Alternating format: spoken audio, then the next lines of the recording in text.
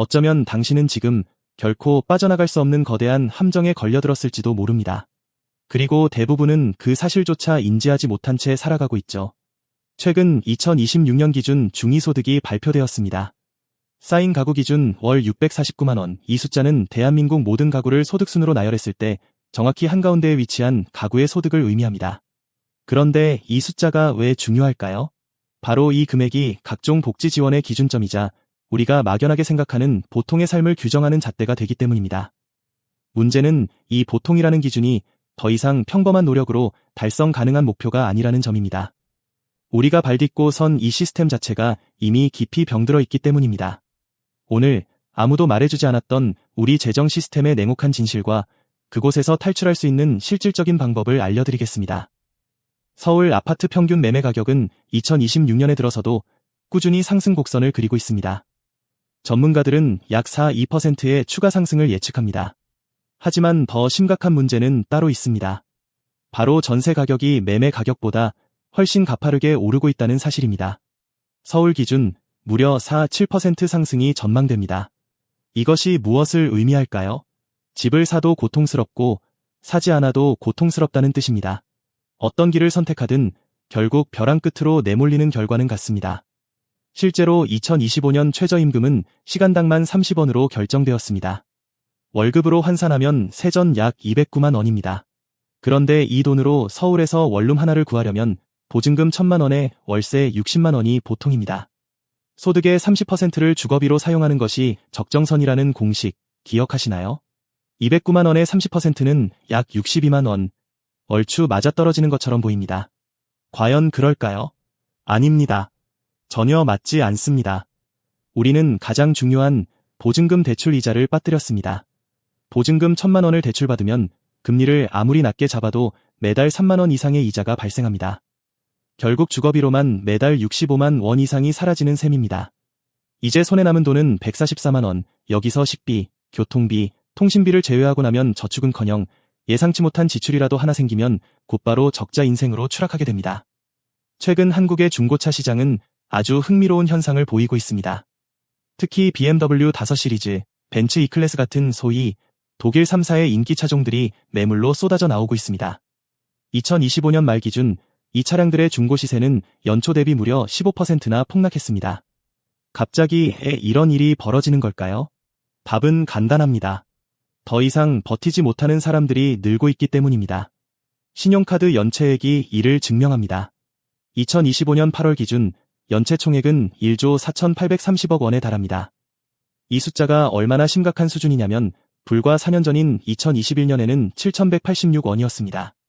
4년 만에 2배로 급증한 것입니다. 자동차를 유지할 정도의 소득이 있는 사람들이 왜 카드값을 내지 못하는 걸까요? 이유는 명확합니다. BMW 5 시리즈를 할부로 구매하면 월 납입금만 100만 원이 훌쩍 넘습니다. 이 금액을 5년 동안 꼼짝없이 내야 합니다.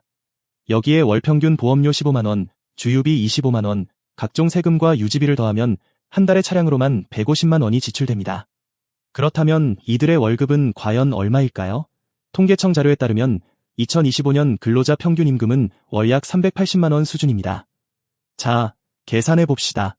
월급 380만 원에서 주거비 65만 원, 차량 유지비 150만 원을 빼면 벌써 215만 원이 사라졌습니다. 남은 돈은 165만 원, 여기서 식비 60만 원, 통신비와 공과금 30만 원, 교통비 20만 원을 제외하면 고작 55만 원이 남습니다.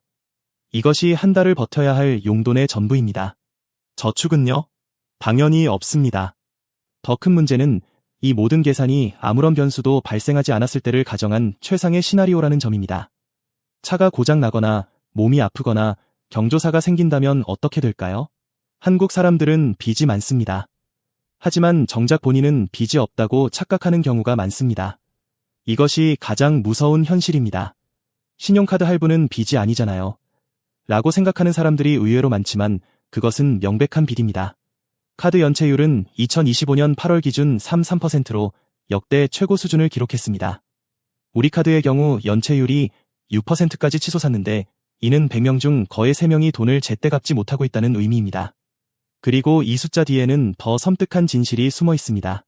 아직 연체는 하지 않았지만 언제 터질지 모르는 잠재적 위험군입니다. 최근 카드사들이 무엇을 하고 있는지 아십니까?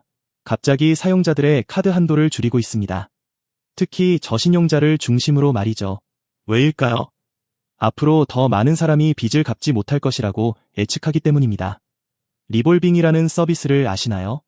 카드값의 일부만 결제하고 나머지는 다음 달로 이월하는 제도입니다. 당장의 위기를 넘기게 해주니 편리해 보이죠? 하지만 그 이면에는 연 20%에 육박하는 살인적인 이자율이 숨어 있습니다.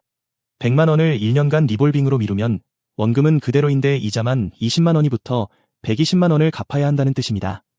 그런데도 사람들은 리볼빙을 씁니다. 당장 수중에 돈이 없으니까요. 이것이 바로 금융 시스템이 파놓은 교묘한 함정입니다. SNS를 들여다보면 모두가 행복하고 여유롭게 사는 것처럼 보입니다. 좋은 차를 타고 근사한 레스토랑에서 식사하고 해외여행도 자주 다니죠. 하지만 통계는 전혀 다른 이야기를 들려줍니다. 실제로 경제적 여유를 가진 사람은 생각보다 훨씬 적습니다. 금융감독원 자료에 따르면 한국 가계의 평균 저축률은 지속적으로 하락하고 있으며 특히 2030세대의 상황은 더욱 심각합니다. 저축은 고사하고 마이너스 통장으로 하루하루를 버티는 사람들이 대부분입니다. 왜 이런 비극이 벌어지는 걸까요? 소득이 오르는 속도보다 물가가 오르는 속도가 훨씬 빠르기 때문입니다. 2024년에서 2025년 사이 식료품 가격은 평균 8% 상승했습니다. 외식비는 그보다 더 많이 올랐죠. 하지만 같은 기간 최저임금 인상률은 고작 7%에 그쳤습니다. 이것이 우리가 마주한 현실입니다. 결국 사람들은 선택의 기로에 놓입니다.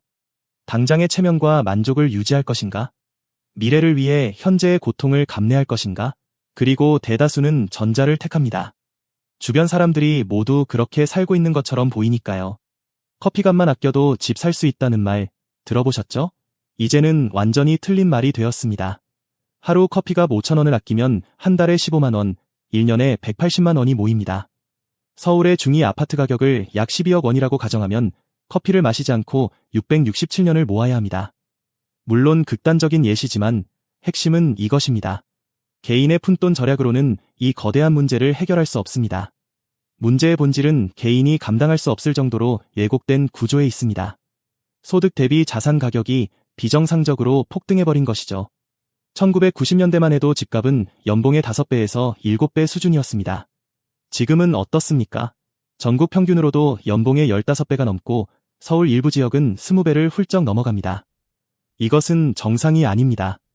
그런데도 세상은 말합니다. 내가 노력을 안 해서 그래, 정말 그럴까요? 2025년 대졸 신입사원의 평균 초봉은 약 3,200만 원, 세금을 떼고 나면 실수령액은 2,700만 원 남짓입니다. 이 돈으로 서울에서 자취하며 매달 100만 원씩 저축한다고 가정해봅시다. 1년에 1,200만 원이 모입니다. 12억짜리 아파트를 사려면 집값이 단 1원도 오르지 않는다는 전제하에 100년이 걸립니다.